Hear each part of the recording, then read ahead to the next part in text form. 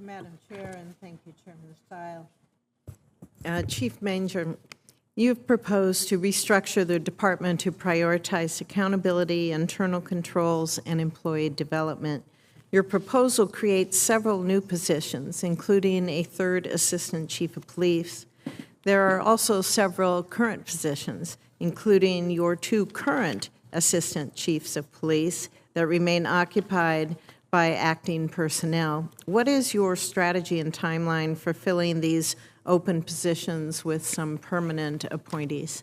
So I've said from the day I got here that I wasn't going to make those promotions at the upper ranks because that would just deplete the lower ranks, and we could not afford to do that. However, we're in a position right now where we've just completed promotional processes, and I'm looking to make the promotions throughout the ranks by the end of the summer.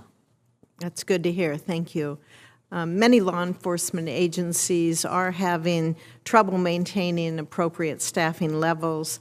What programs have you implemented to improve recruitment and retention at the department? You've been successful.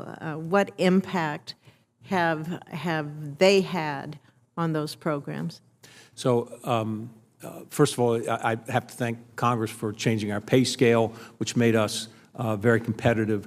The fact that we are able to fund a retention bonus each year, student loan repayment program, a number of other benefits that we're able to offer our officers that other departments do not. As much as I read and hear from my colleagues about difficulty in recruiting people, thankfully, we have not had that problem. We get over 1,000 applications every month. Remind me what the number is now on officers with the department. We have 2,010 officers. Now, that includes officers that are in the academy as well. And what is your goal? Our authorized strength is currently 2,126. However, I'm hopeful if the FY24 budget passes, it'll bump us up to 2,204. And on the assistant positions that I mentioned earlier, are you looking at drawing from current officers within the department, or do you anticipate to look outside? I assume you're on that road right now when you said you were hoping to fill those positions with permanent people by the end of summer. Yes, we're in the process now. We've gotten applications both from inside the department and outside, and all will be considered. Okay, thank you. Also, Congress has provided specific mutual aid funding for the department to reimburse other law enforcement agencies that assist the department's protection of members at events in their home states. Can you describe that process for conducting outreach to these agencies and how the department ensures collaborative information sharing to support those mission requirements? So where we know that there are either leadership or members who have threats that we're dealing with, we're proactive in reaching out to local law enforcement. Where we get requests from any member of Congress for law enforcement coordination if they're doing a town hall meeting or whatever in their home district, we're proactively contacting the state or local agency that can assist and formulating a memorandum of understanding so that we can reimburse them for their assistance in that home district. Have you found that cooperation, that collaboration to be positive? Very positive. Now, there are some of our members live in small towns where the departments can't necessarily give us the assistance that we're looking for, but then we look beyond the town to the county or the state. But it's all very positive.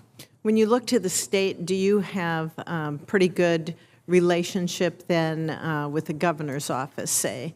Has State Patrol been involved in this? Yeah, well, we go directly to the head of the law okay. enforcement agency, and yes, the cooperation is always very good. Okay, and this is for any member of the board to answer as we look at these threats against Congress and members of Congress.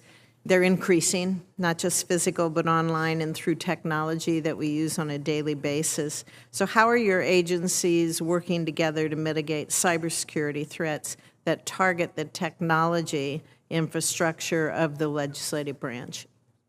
General. I'll take that one, Senator. Great, As I think, as I'm responsible for cybersecurity in the U.S. Senate, as you know, and my House counterpart is the Chief Administrative Officer. We have a very robust and capable cybersecurity team within the Senate Sergeant at Arms CIO shop.